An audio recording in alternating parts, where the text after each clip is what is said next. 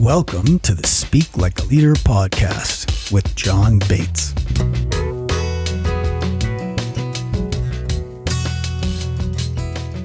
Welcome to the show. With me today, I have Darren Virassammy, and he is someone that I met. I think the first time we met in person was sharing the stage at Profit Con, like a few years ago now, a number of years ago. Geez, I don't want to think how many years ago. But that's where we met. And Darren has a company called 34 Strong. Darren also has a podcast coming up that they've got a podcast there, 34 Strong. It's all about teamwork and leadership and great management and all that. And Darren's got a new podcast coming out. I think it's natureadvantage.show. Is that right? Yeah, natureadvantageshow.com. Yeah, that's natureadvantageshow.com. Okay. So Darren, tell people a little bit about you and your background and where they can best find you. Let's just get that all right up front so people can go check you out if they want to. Absolutely. It's hard to believe that it's been a couple years since we first met at ProfitCon. That was exactly it. We shared the stage together. And interestingly enough, for all of your listeners, the whole concept of the natureadvantageshow.com. So it's natureadvantageshow.com. It's a podcast, and it evolved out of what was supposed to be a TEDx talk in July of 2020 that has now moved to summer 2021. And everybody's listening, you'll never guess who was coaching me on my talk. It was John. We got way into it. We were deeply built out by, I think, March, April, and then things started ready to go. Yeah, you did it right too. I always try to get people to have this prepared like a month or two or more before they actually speak so they can live with it. And you got a little more time than we planned on to do that, but it's not all bad, right? Yeah, but and on that note, the fascinating backstory on that is as I was building that talk, I had the chance to just interview some fascinating people, John. I had interviewed Mike Michalowicz. I think he's been on your show before. He's number one. He's podcast number one. Podcast number one, right? Wall Street Journal best-selling author he is, He's fabulous. He's incredible. I've gotten the chance to interview Grammy Award-winning musicians, one of my icons. You can't see behind me right now, but hanging over my shoulder is a bass guitar, and I've played bass my whole life. So the whole framework of that show was rooted in the fact that I was going to give a TEDx talk on is nature an advantage? Is collaborating with nature an opportunity to tap into our individual greatness and even our organizational greatness and genius? So as I was going through the process of preparing that with you, John, I just kept having conversations with people once I realized COVID was kicking into place. And then what ended up happening was the Nature Advantage Show was launched. So we can find it there at natureadvantageshow.com. Now, 34 Strong, that's my primary company. I'm the co-founder of. We help create great places to work, John. That's what it is. We take on a strengths-based approach to human development and really focus on what's right with people and really focus on creating cultures of highly engaged people. And we, even in times of uncertainty, how we can build trust, how we can really create compassion in our organizations, stability and hope. Those are the four needs of followers as identified in the book, Strengths-Based Leadership. So we get into that. And the podcast for 34 Strong that I currently host with my business partner, Brandon Miller, is called Leading Strong. So you asked me to share where people can find me. You can check out 34strong.com. You can check out natureadvantageshow.com, or the same link that'll get you there's my first name and last name, DarrenVirassammy.com. We'll have that in the show notes because that can be a little bit difficult to spell for everybody. You can follow me, LinkedIn, Facebook, Instagram, all of those magical places that are there. So that's just a little bit of the background. Well, that's awesome. And I one of the things that I love about your approach at 34 Strong is that I read quite a while ago a study that said that they looked at what typical culture at organizations was like. And this may be, I may not have the exact things down, but if I understand it right, typically in Europe, there was more of, at least this is maybe 10 years ago, 8 years ago, there was more of a focus on figuring out your strengths and weaknesses as an executive and then trying to get stronger in your weak places to round yourself out. And that makes sense. And in the United States, though, there was more of a focus on figuring out your strengths and figuring out your weaknesses and then getting other people to do what you aren't good at and really focusing on your strengths. And apparently, of those two approaches, whether it really did break down Europe or US, I don't remember as much, but of those two approaches, the strengths based approach, focusing on your strengths and then just hiring people to take care of what you're weak at, seemed to be a vastly superior approach. Do you have any thoughts about that? Yeah, that's at the core of what our approach to human development actually is. So the nuances of one versus the other, I don't know all the nuances of what every other country has done in every other region. Yeah. However, I can say we've encountered plenty of organizations here in the United States and abroad. We've worked all across the world with many different companies. It is our natural human tendency. So even if we take out the leadership piece, when we go back to our natural human basic focus, we often gravitate, John, towards focusing on our areas of weakness and think that our areas of weakness are our greatest opportunities for growth and development. So even though there was this approach that came up, Dr. Donald Clifton asked the question several decades ago, what happens when we focus on what's right with people instead of fixating on what's wrong with them? That became a shift in how we looked at growing our cultures. What has transpired over time is not a focus on strength strictly, but where does that actually lead to? What's the outcomes that we can see? So what it's correlated with is higher levels of employee engagement. And what does it mean when people are more engaged? It means they're more productive at work in terms of their performance, in terms of what they're getting completed. Those organizations tend to have higher levels of profitability, lower turnover. John, turnover is so expensive for many organizations, many companies. Even if you're a nonprofit or in the government sector, that's so expensive in going through. And people, what does it mean to be engaged? Well, summing that up, people want to be valued for being valuable. You're not going to catch your disengaged employees and actively disengaged on the extra mile, right? I'm good enough. I don't need to do any more here. And that's part of what can hold us back. So those are some of the pieces that we see. And from a cultural standpoint, a really powerful question I think that's important for listeners to take is simply this. Do you want to have a culture by accident or a culture by design and intention? Because here's the story. You're going to have culture. There's a lot of folks that no way to get away from that. No big deal. It's not there. No, it actually matters, and you're gonna have it one way or the other. You don't want a doctor showing up in the OR operating on you accidentally. You know, if you need to have heart surgery or something, you want them to be intentional and have designed what they're going to do, not just say, well, we'll just kind of see how this goes and kind of go about it. You have the power when you're leading a company to think about, what do I want this culture to look like? What does this look like from a design basis? And be intentional about that. And make no mistake about it, the road will be long. There will be work that needs to be done. And it's the work that we can't afford not to do. It's so powerful. Well, I really, really like that point because you've got culture. I mean, there's not a question about if you have a company culture, you do. And to think about, is it going to be better and work better for you and achieve better outcomes if you have consciously crafted that culture, or if it just kind of happens without much attention, is a really good question. And I strongly believe that culture eats strategy for lunch, breakfast, and dinner every single day.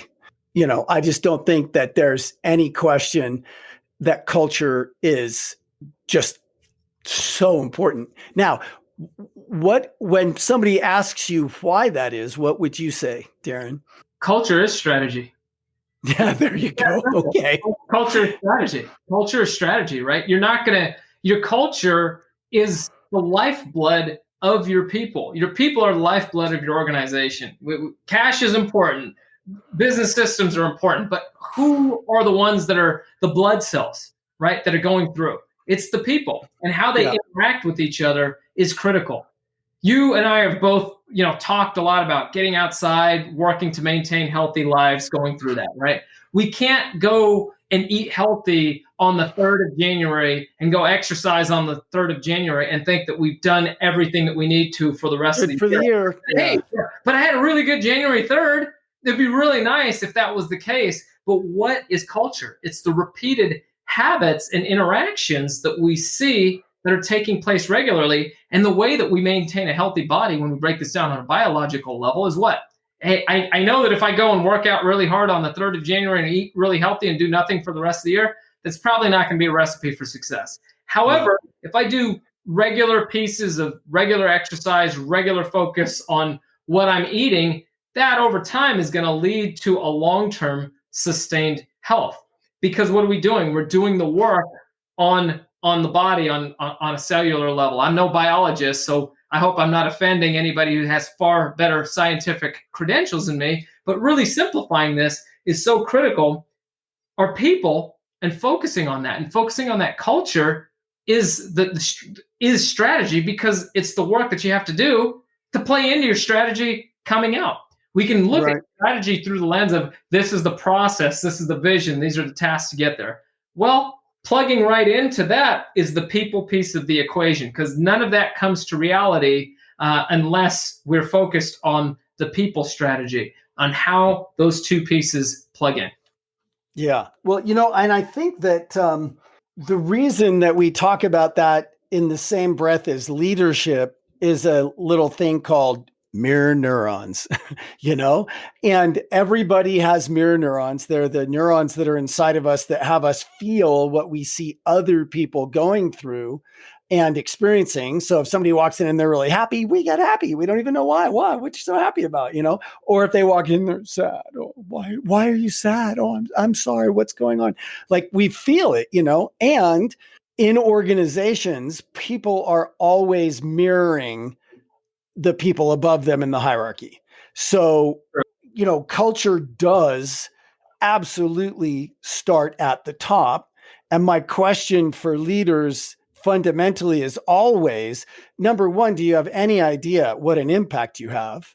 And number two, are you giving people something you want them to mirror? Because how you're being is how they're going to be, So true. How you show up is how they're going to be. I'm going to give your listeners 3 M's that are important for them to think of that build Great. on the level of mirror, right? So a Yeah. leader's responsibility, we get stuck in this space, John, of differentiating between leading and managing. And they're two very different things. The lead role in setting that vision and going through it, what they have to do is they have to mirror, they have to model, and they have to message the culture that they want Yes. to have.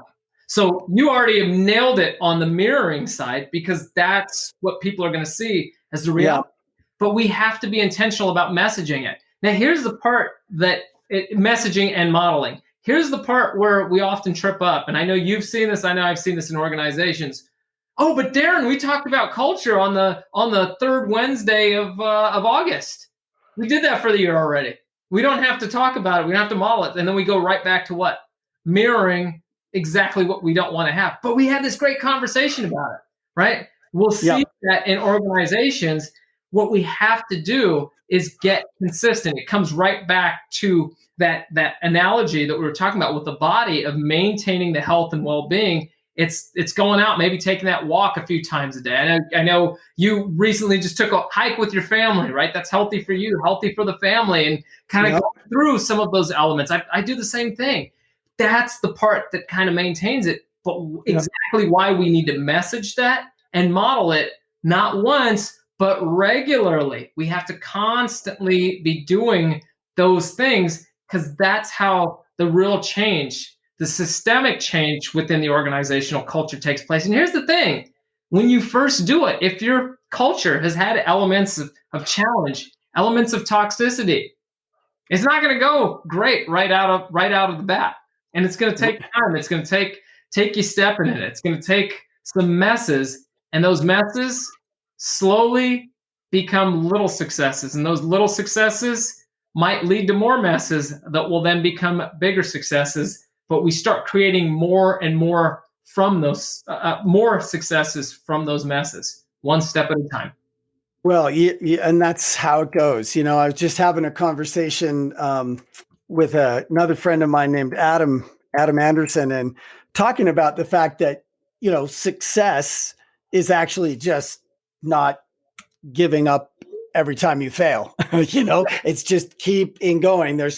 He had 20 businesses fail before he had the big hit, and had a cybersecurity company that finally made it and made him lots of money, and boom, and but that's after 20 failures. And so I think with culture and with this mirroring, modeling, and messaging, if somebody's in a place where they're not happy with the company culture that they currently have, being willing to just take it on and fail for a while. Anything worth doing well is worth doing poorly till you can do it well. And it's going to come into the place of being intentional. And here's a tool that I'm going to share with people. A lot of times it starts, where does culture really show up very, very strongly, right? Mm-hmm. In terms of people's engagement. Let's go back for a moment, based on what you just said, right to where we started this in terms of engagement. At least 70% of an employee's engagement, John, is tied directly to their manager, right? This is what Gallup has found. People don't quit bad organizations. They're quitting their boss. You know that. I know that. We see it time and time again. So what happens? What is at the root of people quitting? One of the biggest pieces, we talked about the 4 needs of followers. People need trust to be able to follow you. And what's often missing in so many organizations, this seems so simple and so fundamental, and yet it's a huge gap. People aren't clear on what's expected of them. They don't know what's expected of them in their work. And here's exactly why. And I really want your listeners to tune in carefully, because I'm going to tell you why, and I'm going to give you 2 powerful questions that you can just use to ask the people that your managers are leading that can be the difference. Expectation setting. If I'm setting expectations for you, John, we're working together and I'm your manager, I'm going to set expectations for you the way that I would set expectations for who? For me, not for you, not in the way that it resonates with you. Your learning style might be totally different than mine. And we don't ask the question of, John, tell me about how you best learn. Asking that simple question, ask your people that you manage, or if you have managers, tell them to ask that question in a one-to-one and find out, how do the people that you manage best learn? Just in identifying that, and camp out there, dig into it. Because when you individualize your connection with them, that's one of our skills, by the way, in our Leading Strong podcast, individualize. That's on one of our episodes, we talk about that.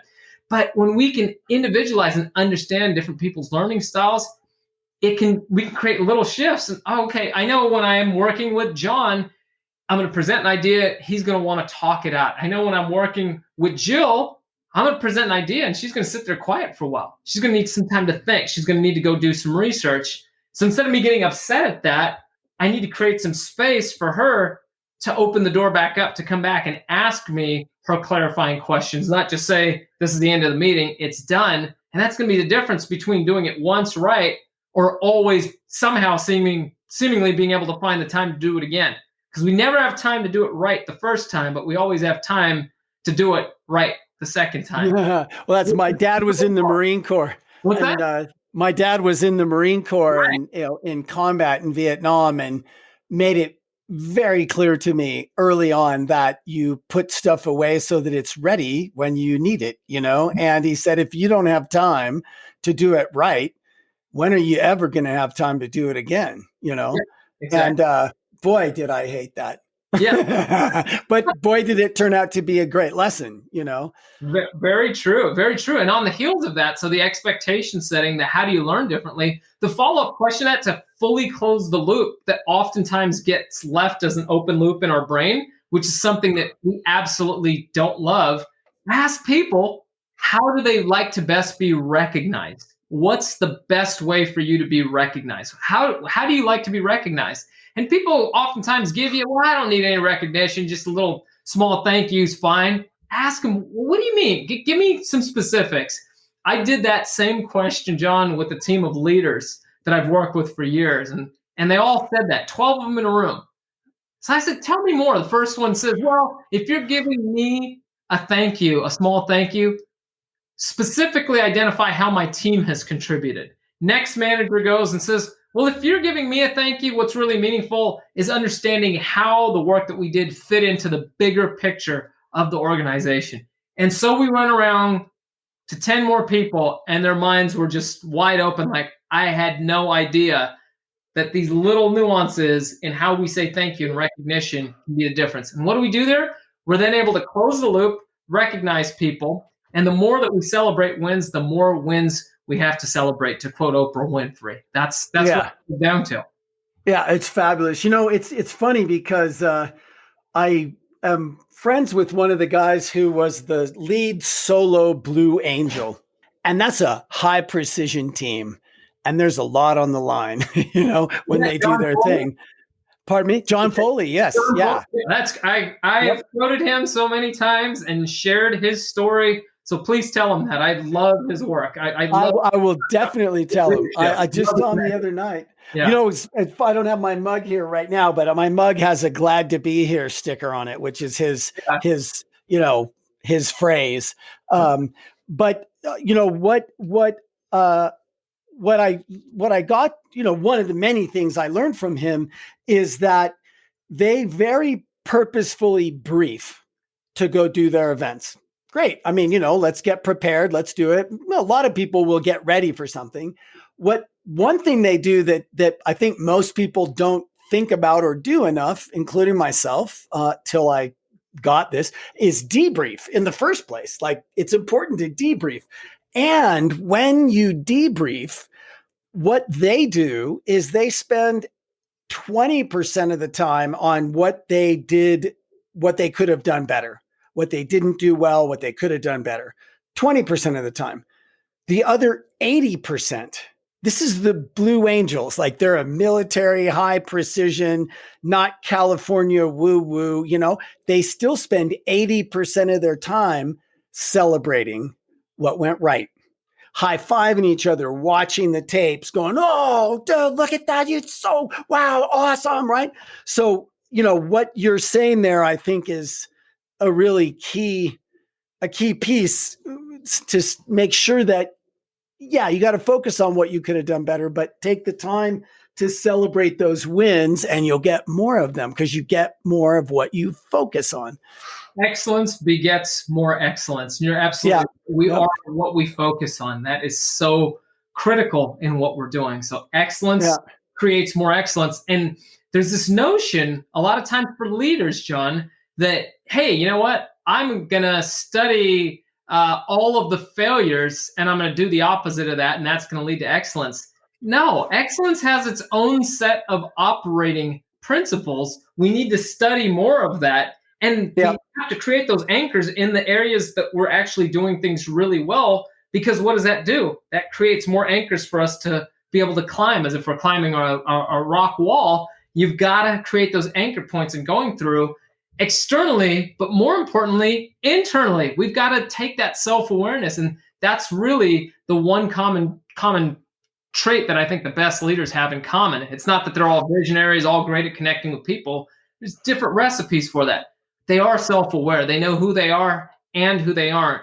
And when they're highly aware of who they are and where their strengths are, they're equally as aware of where their gaps are, and they're willing to own those gaps, those weaknesses, and help to get others into place that could fill those in. And those others are in a place of strength in filling those in. And that creates the connections and how things work together, and that environment of where trust is not just the leader showing up and mirroring it.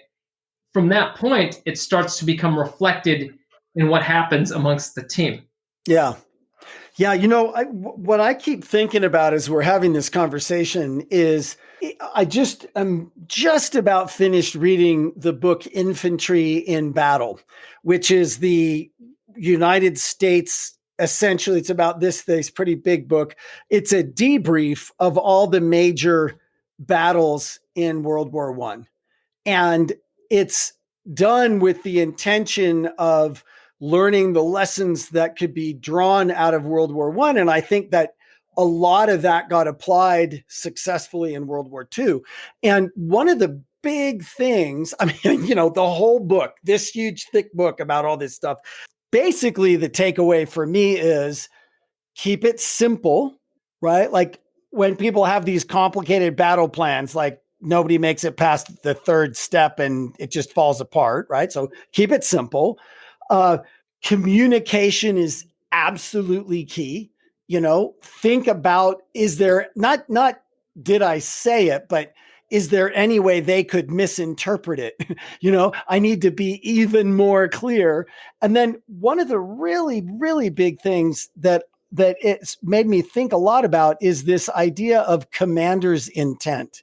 And when the people underneath the commander understand the goal, the ultimate goal, they can change and pivot and do the things on the ground in the moment that are required, not just to follow orders, but to actually achieve the goal. And there are a number of stories in this of people who got a command, attack to the northeast, but they realized, oh, that is not actually what they want me to do.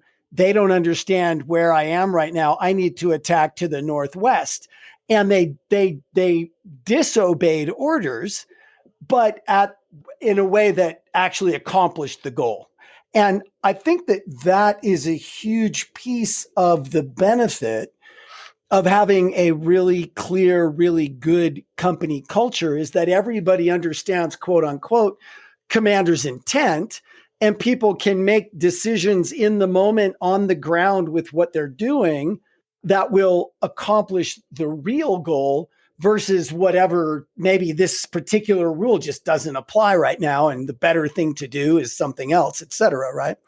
Right. And that's so critical. Do you want a bunch of box checkers on your team that are seemingly checking all of the right boxes and then getting you to the complete wrong outcome? Or do you want people that are getting to the mission at hand, the outcome aligned with those values, and are empowered to do it? And it's an understanding by leadership that, hey, there's going to be slight nuances and differences. And listen, I realize there's a high level of need in many industries for a consistent process and going through. And that is, I don't want to undervalue, that's critical. That being said, what are the guardrails that we could put up with the process so people can still interpret and say, this is the outcome we need to get to, here's the roadblocks that we're facing, or here's the misinterpretation. And I love that, to get to the commander's intent of what it is. It allows people to be empowered. How do people feel, John, when they've been trusted to say, that's your target that you need to get to? I trust Go do it. Yeah.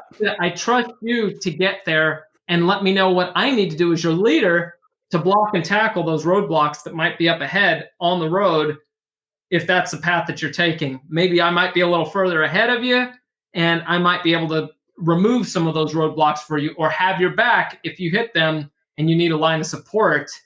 That is so huge and so critical. Well, and that's the other thing that was really clear in this book is a commander needs to give his subordinates the ability to do their job, and not micromanage. And same thing in a lot of the stories that I've heard from my dad about great leadership is that the whole thing of, you were given these people for a reason, let them do their job. Don't try and do it yourself or make them do it your way. Empower them to go do it the best way they can and get out, tell them here's the goal and get out of their way and help them. Yeah, I agree with that. It's so funny. I was joking just the other day with our chief of staff at 34 Strong. She runs so much of the operation, has become just hugely integral part of our culture and being the thermostat for our team. So a Yeah. thermometer just takes the read of what's there, tells you the temperature. She can take the read and then figure out, okay, here's where we want the temperature to be. Yeah. Yep. What's leading to this? Have Darren and Brandon, my business partner, have they become the open doors that are now allowing too much heat into the room, or are they? What's going on? And the powerful part that I've kind of been walking down the line on, particularly through as we've had to adapt and work through COVID, going from March, where we were highly unsure of what the business environment was going to look like, to now being busier than we've ever been and having business grow in a time where it has been incredibly challenging for so many. I mean, feel very, very fortunate and, thankful to God for that. That being said, that March place and kind of going through that, what I'm getting at is right now, what's fascinating is I look at our team and I realize one of the biggest things that I've given to my team over the course of the past year, 2 years personally, has been getting the heck out of their way. Yeah. Yes. Allowing them to do it. And I get people asking me, and it's so easy for when you're listening and you're the owner of your company. Not only are you leading it, but you're in a chair where you're an owner, right? So I know you're speaking to some of the entrepreneurs out there. It's so easy. Somebody asks us a question about something that's coming up, and I should know. I'm going to give the answer. I had people email me, they call me about things, and my first response is like, you know what? I have no idea, and I'm not going to even pretend to answer that or attempt to answer that to look smart. I know who on my team handles that, and I'm going to make sure they're responding, because I will tell you something that I will screw up, and then I'll get in trouble for it, right? Yeah, right. With my team, and I don't need to do anything to cause them to distrust just because I had the idea and I thought this was the right move in the moment. Sometimes those are the pieces that we have to let go of. So to grow as a leader is to remember this, John. What got us here won't get us there. So it's actually a function of what are we willing to let go of that got us to this level that can allow us to be in a state of growth. And that is so uncomforting for so many. We can sometimes think we have to do more of what we've already done. Well, if you've been an incredible individual contributor, this is the course of how a lot of people move through the ranks to become managers and leaders. They've been incredible individual contributors. Then they move into now, great. You've been, really doing great as an individual salesperson. Now we're going to make you the director of the sales department. Well, that's not necessarily in alignment, because just because they were good individually at selling doesn't mean that managing people is this same skill set.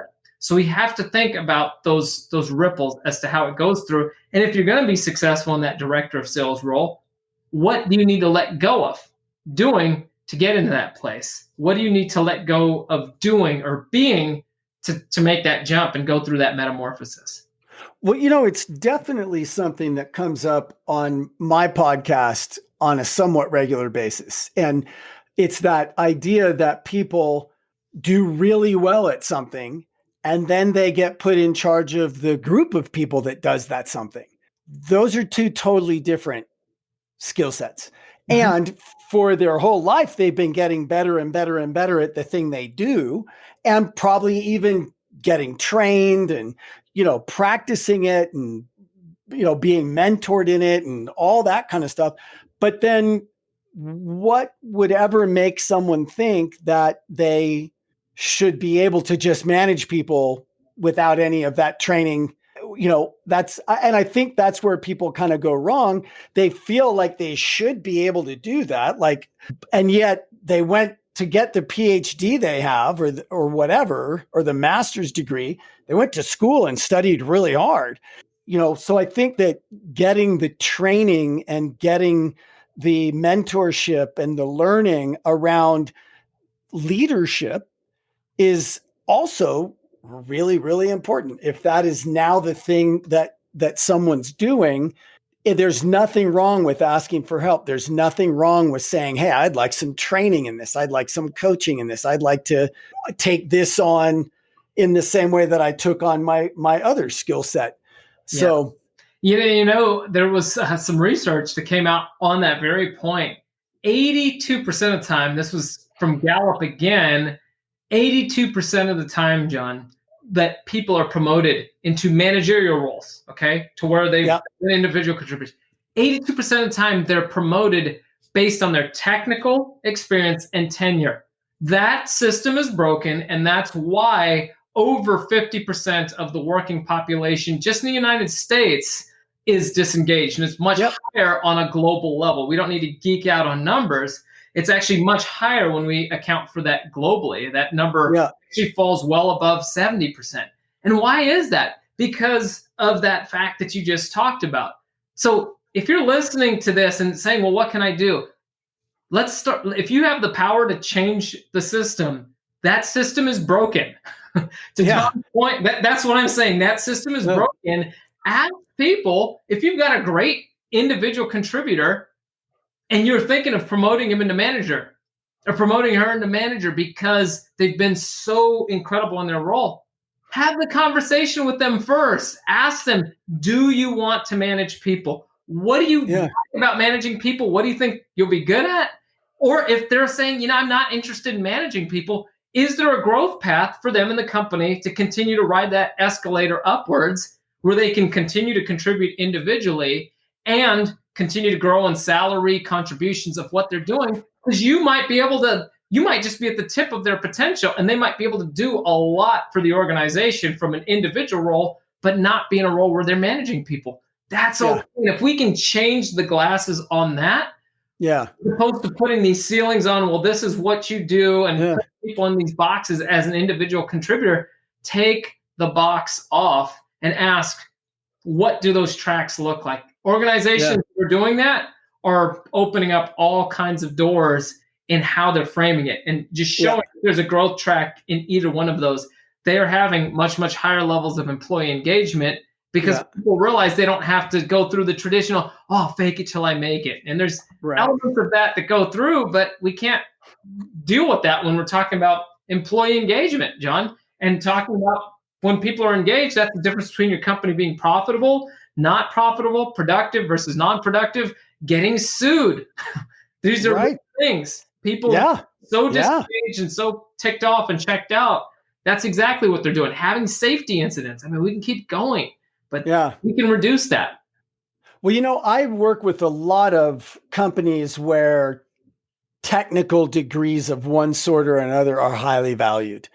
And I have seen a number of times, I'm thinking of one, of course, I'm not going to mention who or where, but one in particular, but I've seen this over and over, where there's somebody who doesn't have the technical degree, but has just is light years ahead of anyone around them in terms of how they are with people and their leadership skills and motivating teams and, keeping things on track and their entrepreneurial angle on things. And they probably won't get promoted because they don't have a technical degree. And the person who does get promoted has much lower levels of emotional intelligence and EQ and such. And, that is, I think, a really big problem, not just for the person who's being passed over. It's kind of a bummer for them, but boy, it's a real issue for the organization. Yeah. Because that's a massive fork in the road. And I, think that, when organizations do that and lose the expertise of the person who's good at leadership, and the person who, isn't such a good leader, was a great individual contributor, has that degree, let's say, and now is all of a sudden checked out because they're frustrated because they're not really good at what they're doing. And, it's just such a problem. Yeah. Or they go back to the place of where they do what they know, John. So instead of actually leading people, then they're trying to get involved in the work. Right. Micromanaging. Micromanaging or saying, hey, you know what, John, don't worry about that. I'll take that. And then I'm not spending time developing you. There's no longevity plan for going through. There's limits that are placed on ourselves when we operate in that vein of thinking. And what's fascinating is there's organizations that have realized that, and they've said, well, this person doesn't have the technical background. They're really good at managing the people. And they've created partnerships like that. that there's different ways that we can look at this. It's a trap to fall into, that we have to have all of these boxes checked per se, when we could actually look at it through a different lens. And how do I know this? I will share this with Darren, how do you know that? How do I know this? So I will share this with you. I've worked many, many times with clients. There's a simple question that we'll ask. And we do a program called the Best Manager Academy with some of our clients, and then we do what's called the Strong Leader Institute. So this was with a team of senior leaders in a very, very technical organization. And I asked the simple question: describe your best leader that you've ever had. And anybody that's listening, I encourage you to do this. This is straight out of our playbook from our Strong Leader Institute. Describe the best leader you had and really go deep as to why they were the best leader that you had, right? So we've gone around and we've done this, and people go through and they answer this. And John, I've watched this time and time again in technical jobs and non-technical. You know what nobody ever says? They were the best technically at this role, but they treated everybody like crap, right? The powerful part is when people have the aha moment, when they realize, wow, my best leader actually usually wasn't the most technically competent. And that leader might have owned the fact that they didn't have that level, and they had the team that really had that level, and they were able to empower that. So the team felt even more engaged in that process, and they were able to get a lot more done, able to stay aligned, and that person invested in them. This is not me saying this, John. This is me being a fly on the wall. Watch this for thousands of people. Ask that question when they think of their best. The other question that we ask is, I want you to describe your worst leader. What are the qualities that they had? And then they start going, and that's where there's a disconnect. I want to be very clear. I'm not undermining, I don't think you are either, the importance of having technical knowledge. It's critical. Not at all. It's very, very important. And in certain roles, you are going to have that certain level of technical knowledge to be able to go through. That being said, is it required that there's certain boxes that are checked, or are there ways that we can look at that and remove some of those limits, because people can receive that training and that development through different areas? Jim Quick, in his book Limitless, that came out earlier this year, phenomenal book, he made a quote that is so profound and it's so powerful. If you fight for your limits, John, you get to keep them. You can have them. And that's for us as individuals, and that's for us as organizations. If we're going to fight and say, but this person doesn't have that, but they're actually really an incredible manager and that would be, but we're going to put up all the buts and the hurdles, as opposed to saying, what's the ways that we can create some of that stability and moving forward, then we get to keep that limit. And that's a choice that we get to make. Either way, you got to decide which one intentionally takes you towards the culture that you want, or which one creates intentionally the culture that you don't want, based on some of those areas. Yeah. Well, and again, looping us back around to kind of where we started, I love the idea of intentionality. And I think it's a really, really good thing to remember you have a culture. There's not an option of, do I have a culture or not? You do have a culture. Have you created it intentionally? And is it forwarding the action, or is it actually one of those things that sort of accreted over time and built up, and we do it this way because we've always done it this way, and it actually doesn't work, and that intentionality and the willingness to look at it and sit down with it.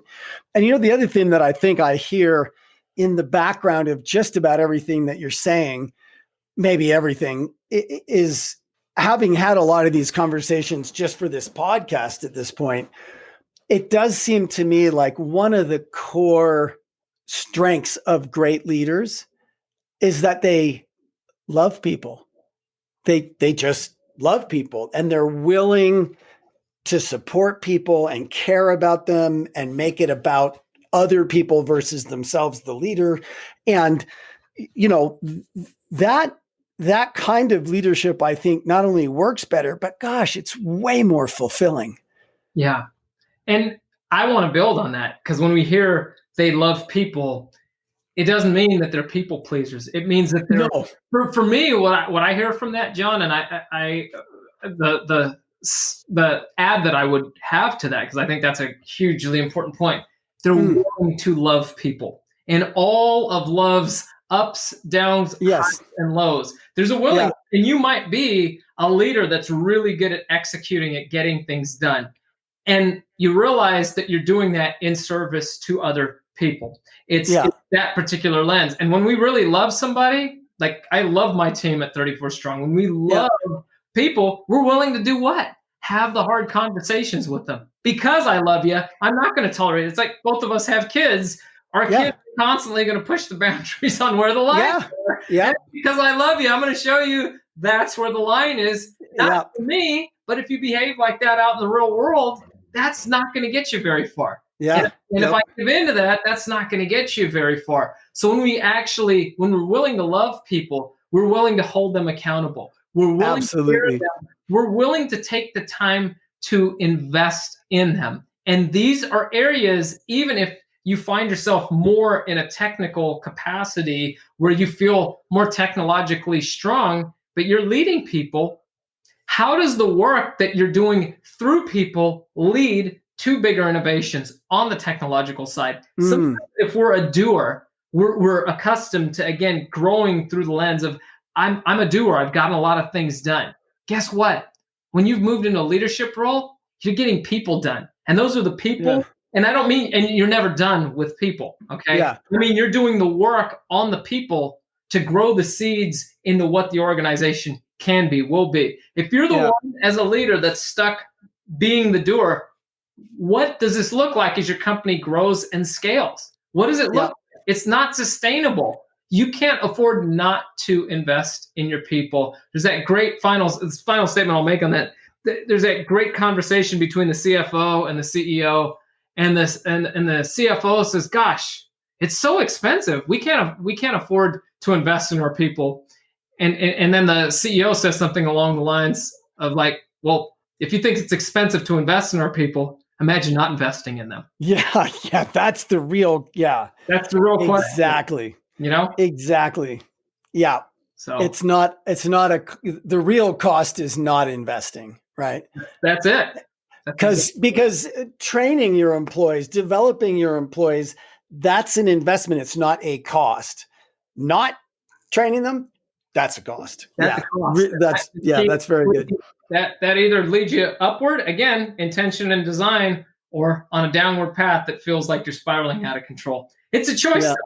Everything's a choice, right? Well, so who's one of your favorite, best leaders, and what's the story you would tell about them? So, gosh, there's so many incredible leaders that are out there. I'm going to go to high school, and I'm going to take us, John, on this conversation where most of us don't go. I'm not going to give a brand name that everybody's known. I'm going to take you back to my high school track coach who passed away. He passed away a few years ago, young, unexpectedly. Oh, I'm sorry. But he was absolutely incredible. So I went to St. Mary's College High School out in Berkeley, California. And my high school track coach, his name was Francis Mason. And the track for him, John, he would work us to the ground. And at times, when I was in high school, I didn't think he loved people. I thought he loved just kicking our butt to the point of where you were at your breaking point. And I realized it was because he loved us deeply that he was willing to do that. And the lessons he was providing for us on the track were always for life. And in those moments when, as soon as the workouts were done, the races were done, and the intensity cooled, he'd turn it off on a dime.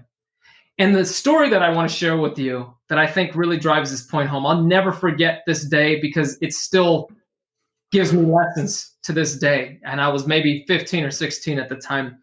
We were on the track one day and we're running around the oval. And it's in early spring, and then the rain starts to fall. So the rain starts to fall and it's coming down and everybody's still kind of working out and it's starting to drizzle and it gets a little bit harder. Baseball players come off the field. We see the jumpers and throwers coming off the field. The sprinters are out there and we're out there. I was a distance runner. And what we were doing on that workout that day was long and grueling. It was 4 sets of 4 quarter miles, so 16 Woo. total. And each set of four, you'd run one lap and you'd actually run at a slower speed and you'd have a certain amount of break. And then in the next set, you'd have less break. And by the final set, you'd have basically 15, 20 seconds in between, and you're leaving everything on the line. Oh. We knew we were in for a very difficult workout, and then the rain complicated things. Uh. The sprinters then walked off the track because the rain had picked up so much, and there was 6 of us remaining and distance runners. And Francis was out there, and he is barking at us and telling us, you guys are doing this workout. And what I watched happen over the course of that workout, we were only in the first set when the rain really started. Uh-huh. And it's coming up so hard off the track, John, I could barely see 10 yards in front of me. Mm. Some of the other sprinters, some of the other distance runners come off the track, and they are like, I'm done. Cussed him out.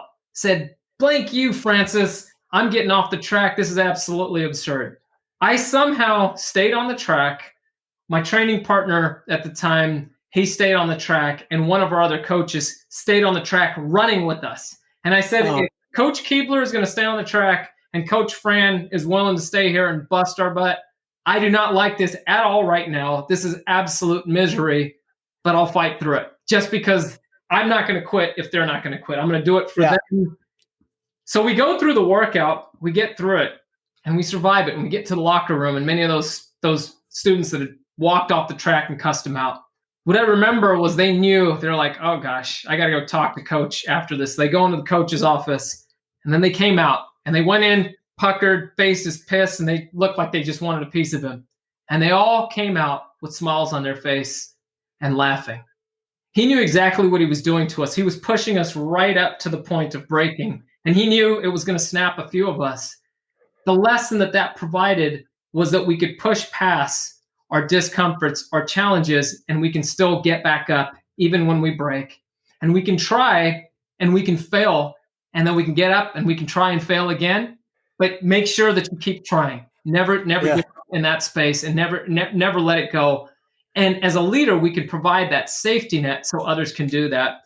That was just one, John, of many pivotal moments in my life with Francis, and his work on the track and the man that I've become today are still deeply rooted in who he was. And also there was him and our head track coach, Jay Lawson, who I'm still in contact with, who does an amazing job with at St. Mary's out there.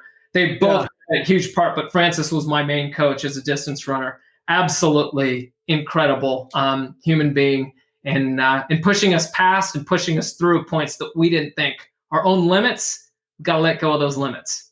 Yeah, that's fabulous. Well, and I it ties back into that whole concept of love. When I'm doing my trainings, I tell people I'm the drill instructor for your greatness, and if a drill instructor steps over something and lets you get away with something, that might seem nice in the moment, but when you're out in the battle and you don't know how to do that right, it's going to get you killed, So that whole thing of coming from really loving people enough to do all the fun stuff and support them and everything, but also have those hard conversations and see the greatness in them, even if they're not reaching it right now, and just keep calling that forth. I think there's a misunderstanding that great leaders are always charismatic and everybody thinks they're awesome and they're such great this and that, and I think that's a real misunderstanding. I think that actually there are some successful charismatic leaders, but there are a whole bunch of successful leaders that are not so charismatic, but they just really care about people. They're willing to have the hard conversations. They push people to be better and better. And it doesn't matter if you're the most eloquent speaker on the stage ever, what really matters is how well you take care of your people and if you can bring out the best in them, right? Yeah, and consistently take care of your people and consistently challenge them to be their greatness. If you think of your best coaches and your best leaders that we've all ever worked for, there were times that we didn't love them at all. We were really ticked off at them. I can think back to that moment when I was on the track.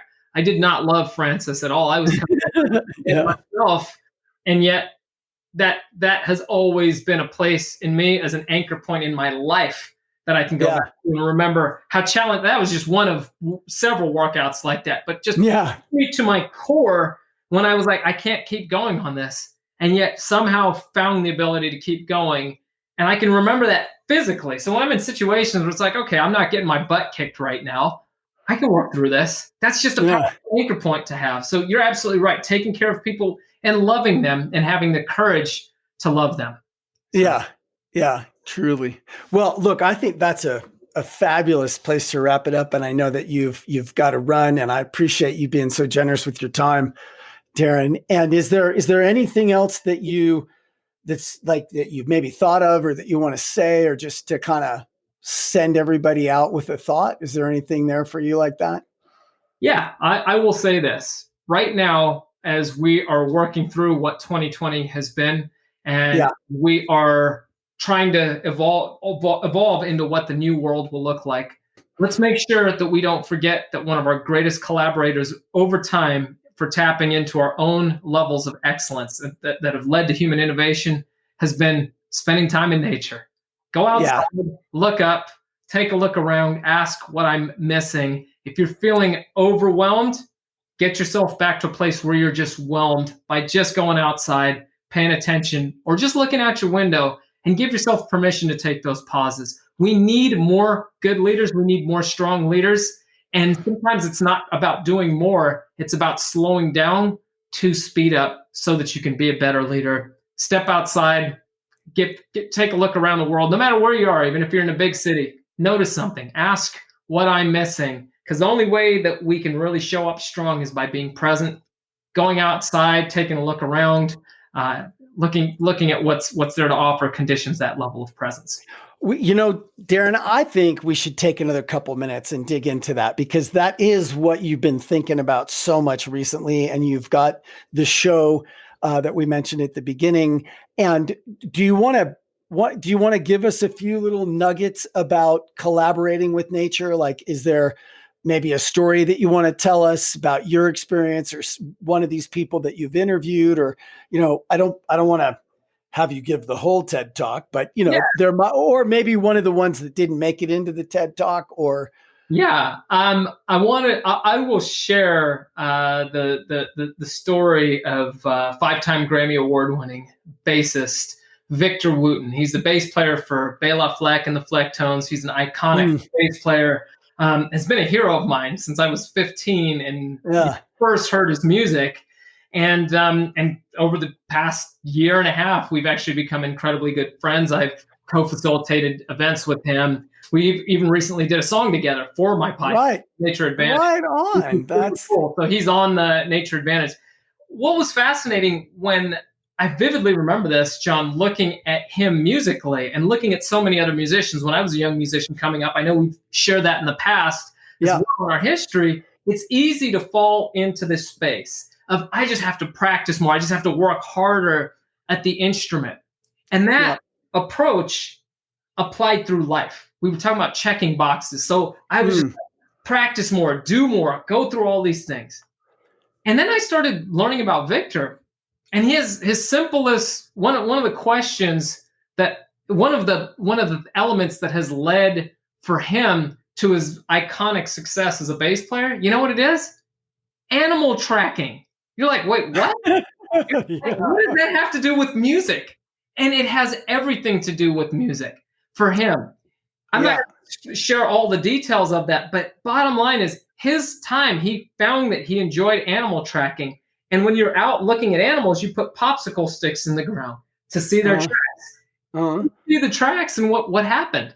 He saw it as musical notes. There was there was a rhythm. There was a beat, which you can hear when we walk. There's rhythm that's there. Music is part when we're walking, right? When we're going through it. And that's what he saw. But he was asking, what's the story that's there? So it's not the notes that Victor plays, it's how he plays them. And he's so aware of the stories that he's telling through the instrument and how he connects with people. And it's because of his presence that he's taken in the moment of getting on his hands and knees, staring at a set of tracks that is conditioned to what? Presence. So when he's on stage and he's playing and whatever's happening is around him, he's always in the moment. And that has been such a critical part of his rise to being the outstanding musician that he is and just human being. So the question that comes out of this, and this is a download, this is one of several questions that I've been able to collaborate with and grab from some of the folks that I've interviewed. It's on the website, natureadvantageshow.com.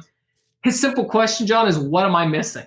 I shared that earlier, and he asks himself that question regularly, and it came from going around, walking around the forest, looking at leaves, looking out his window. And, before COVID, he was traveling a lot, and he goes, look, even if I'm not out in nature, I can ask that question. And in so doing, it forces you to just say, I'm going to look a little deeper at that. I'm going to think a little deeper. And what do? We activate those portions of our mind that might just be on autopilot, just in the snorkel zone, where we actually, if we dive, there's a lot more there that's very relevant, and providing the creativity, innovation, and solutions that we need for the moment that are right there at our beck and call. That's what it's about. That's a great question. What am I missing? Just once in a while, right? Like, not like anything's wrong, even just what am I missing? Oh, look, that little leaf is bent in a way that it wouldn't be unless something had stepped on it. So it allows you to tap into the creative process. And we know that some of the most innovative minds of human history have done what? Have been really intentional about spending time in nature. Quite evolved because of studying birds. Mike Kalowitz, your first guest on here, a lot of people don't know this. His interview is fascinating. It's coming out in the future here. His books are all rooted in biomimicry in some way, shape, or form. And he talks about that deeply in the book. So we go to places with him, everybody talks to him about business. And I'm like, well, why? Where did all these stories come from? And what was it? So we get into the nature advantage that he's created that have been the seeds and the birthplace of many of his stories that he's talked about in his book. So, well, I mean, if you think about, my overlay on everything is typically our evolutionary biology, right? And how did we evolve? Like, we were collaborating with nature the whole time. I mean, and we still technically are, but we've gotten way away from being in those natural settings. And, one of the things I think about all the time, Darren, is that, the difference between Euclidean geometries and fractal geometry, and the difference between looking at a city where it's all right angles and ellipses and circles and ovals, and then looking at a forest or, foothills where it's all this beautiful, chaotic pattern.